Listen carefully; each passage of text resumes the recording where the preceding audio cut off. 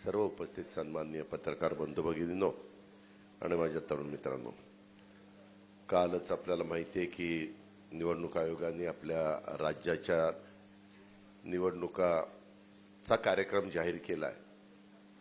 तुम्ही एक पहा की साधारण आमच्या समोरची लोक सातत्याने काही ना काही फेक नॅरेटिव्ह सेट करण्याचा प्रयत्न करतात। हे आधीच ओरडत होते की निवडणुका 2-3 टप्प्यामध्ये घेतील, असं करतील, एक दिवसात घेणारच नाही किंवा हे अमुकच करतील। हे सगळं निवडणूक आयोगाच्या हातात असतं। आम्ही पहिल्यापासून सांगत असतो किंवा हा अधिकार कुणाचाच नाही, हा त्यांचा आहे। त्यांना स्वायत्तता दिलेली आहे आणि त्यांनी एकाच तारखेला निवडणुका जाहीर केलेल्या आहेत आणि मतदान पण 3 दिवसांनी मतमोजणी त्यांनी ठेवलेली आहे।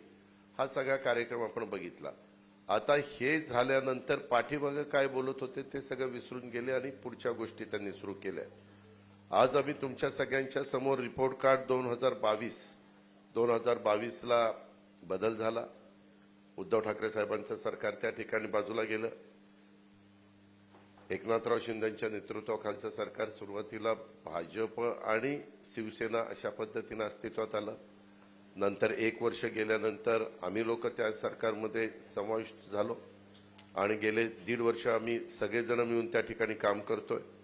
आता 22 ते 24चा हे रिपोर्ट कार्ड देत असताना आपण जर बघितलं तर सातत्याने आमच्याबद्दल असं सांगितलं जातं की ह्यांनी तिजोरी मोकळी केलेली आहे, कर्जबाजारी केलेलं आहे, अमुक झालेलं आहे, तमुक झालेलं आहे।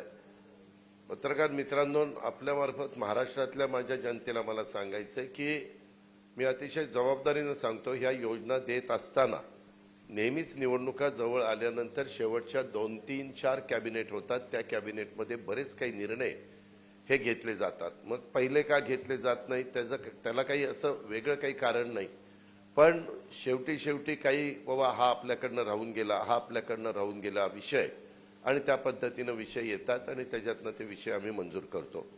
आताच्या काळामध्ये शेवटच्या अर्थसंकल्पामध्ये फार विचारपूर्वक आम्ही ज्या योजना दिल्या त्या योजनेच्या बद्दल पण फार टिंगलटवाळी झाली, फार त्याच्यामध्ये बदनामी करण्याचा प्रयत्न केला। परंतु खरोखरीच मुख्यमंत्री माझी लाडकी बहीण योजना ही इतकी पॉप्युलर झालेली आहे। आज देखील आपण साधारण माहिती घेतली तर महिलांच्या मध्ये एक समाधानाचं वातावरण पाहायला मिळतंय आणि सर्व घटकाला त्याच्यातनं न्याय द्यायचा प्रयत्न आम्ही सगळ्या समाजातल्या महिलांना, गरीब महिलांना न्याय द्यायचा प्रयत्न त्या बाबतीमध्ये त्या ठिकाणी केलेला आहे।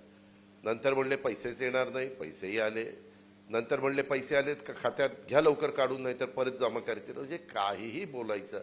ठीक आहे, प्रत्येकाला एकमेकाच्या बरोबर आरोप प्रत्यारोप करण्याचा अधिकार आहे, त्याबद्दल दुमत असण्याचं कारणच नाही, पण कुठंतरी काहीतरी त्याला तारतम्य ठेवण्याची गरज आहे।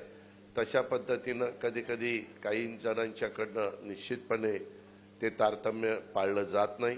आज आपण जर बघितलं तर ह्याच्यामध्ये स्थिर किमतीवर आधारित जो GSDP हा पूर्वीच्या काळामध्ये 1.9% होता, तो जवळपास 8.5% त्या ठिकाणी पोहोचलेला आहे। वाढ चांगल्या प्रकारची झालेली आहे। FDI मध्ये पण देशातील तुलनेत निश्चितपणे महाराष्ट्रामध्ये एक चांगल्या पद्धतीची गुंतवणूक झालेली आहे।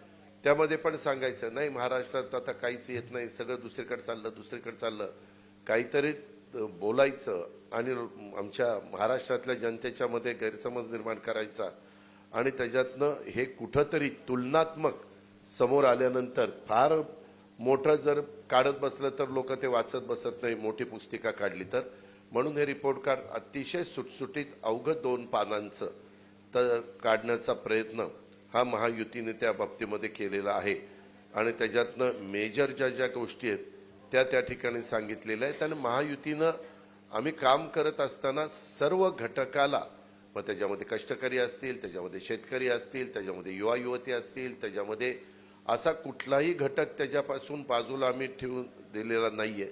त्याच्यामध्ये महिला असतील, शेतकरी, युवा, शासकीय कर्मचारी, ज्येष्ठ नागरिक, रोजगाराच्या बद्दलचे घेतलेले निर्णय, आरोग्याच्या बद्दल घेतलेले निर्णय, उद्योगधंदे, शहरी पायाभूत सुविधा, ग्रामीण विकास, सांस्कृतिक वारसा, क्रीडा, अशा सगळ्या क्षेत्राला आम्ही त्याच्यामध्ये सामावून घेण्याचा प्रयत्न त्या ठिकाणी केलेला आहे। त्याला आमच्या परीनं जे काही मदत करता येईल, न्याय देता येईल, तो महायुतीच्या सरकारच्या माध्यमातून निश्चितपणे झालेला आहे। ही पण बाब आपण सगळ्यांनी या निमित्तानं ध्यानामध्ये घ्यावी। आज ह्या 2-2.5 वर्षाचा कामगिरीचा अहवाल आपल्या पुढे सादर करण्यात आपण सगळेजण खरं तर जमलोय आणि महाराष्ट्राच्या जनतेच्या आयुष्यात आम्ही आणलेल्या ह्या बदलाचा हा अहवाल आहे। गेल्या 2 वर्षात महिलांच्या पासून पार शेतकऱ्यांच्या पर्यंत आणि युवकांच्या पासून उद्योगांच्या पर्यंत प्रत्येक वर्गाच्या उन्नतीसाठी आम्ही अविरत अशा प्रकारची मेहनत घेतलेली आहे। आज आम्ही आपल्या समोर या मेहनतीचा हा लेखाजोखा मांडतोय आणि त्याच्यातून हे सगळं आपल्या पुढे ठेवण्याचा आमचा प्रयत्न आहे। आपल्या मार्फत राज्याच्या कानाकोपऱ्यात चांद्यापासून बांद्यापर्यंत तो पोहोचवण्याचा आमचा सगळ्यांचा प्रयत्न आहे। तुम्ही पाहिलं एकंदरीतच जनतेचं जीवन बदलणाऱ्या योजना ह्या खऱ्या अर्थाने आम्ही देण्याचा प्रयत्न त्या ठिकाणी केलेला आहे। आमच्या योजनांचा मिळणारा खरं तर इतका अभूतपूर्व अशा प्रकारचा प्रतिसाद बघून आमचे विरोधक थोडेसे गडबडलेले आहेत। काही जण म्हणतात घाबरलेले आहेत, पण मी घाबरलेले नाही म्हणणार, गडबडलेले आहेत। माझी लाडकी बहीण मुख्यमंत्री माझी लाडकी बहीण योजनेच्या यशामुळे ते त्या ठिकाणी गडबडून गेलेत। आम्ही जेव्हा ही योजना जाहीर केली तेव्हा या योजनेची अंमलबजावणी कधी होणारच नाही असं ते म्हणायचे। त्यानंतर आमच्यावर टीका केली की फॉर्म भरले जातील पण पैसेच देणार नाही। त्याच्यानंतर आज आता 2.5 कोटी मायमाऊलींच्या खात्यामध्ये पैसे 5 महिन्याचे मिळून प्रत्येकी 7,500 साधारण त्यांचे फॉर्म कधी आले त्या पद्धतीने जमा झाले। विरोधकांना आमच्या बहिणींच्या आयुष्यात होत असलेला सकारात्मक बदल हा पचनी पडत नसल्यामुळे आता ते सांगत आहेत की हे पैसे फक्त निवडणूक होईपर्यंत मिळतील। मी आपल्याला अतिशय जबाबदारीने CM-DCMच्या साक्षीने सांगतो की ह्यामध्ये तरतूद पहिल्यांदा केलेली होती 10,000 कोटीची, नंतर केली 35,000 कोटीची, अशा पद्धतीने टोटल 45,000 कोटीची वर्षभराची तरतूद त्यामध्ये त्या ठिकाणी केलेली आहे। आणि महाराष्ट्रातील माझ्या सर्व मायमाऊली बहिणींना मला खात्री द्यायची या निमित्तानं की योजना तात्पुरती नाही, निवडणुका येतील निवडणुका जातील हे तर 5 वर्षांनी ठरलेलेच आहे, पण हे तुमचे जे काही पैसे आहेत ते तुमचा अधिकार आहे, कोणी ते काढू घेऊ शकत नाही। खरं तर भविष्यात या योजनेच्या माध्यमातून दिल्या जाणाऱ्या मदतीत आणखी वाढ करण्याचा सुतोवाच हा मुख्यमंत्र्यांनी केलेला आहे।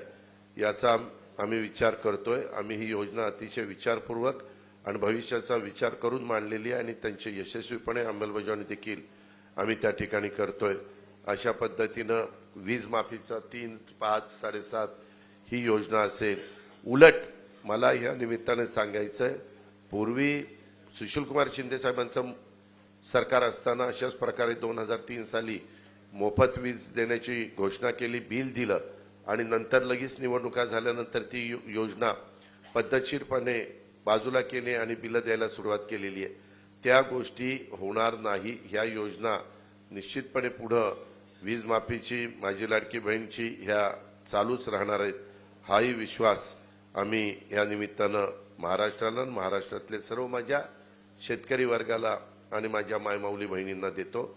तसंच युवा युवतींचा तो जो कार्यक्रम आहे तो देखील अशा बऱ्याचशा आमच्या योजना आहेत, परंतु बाकीचे पण मान्यवर बोलणार आहेत।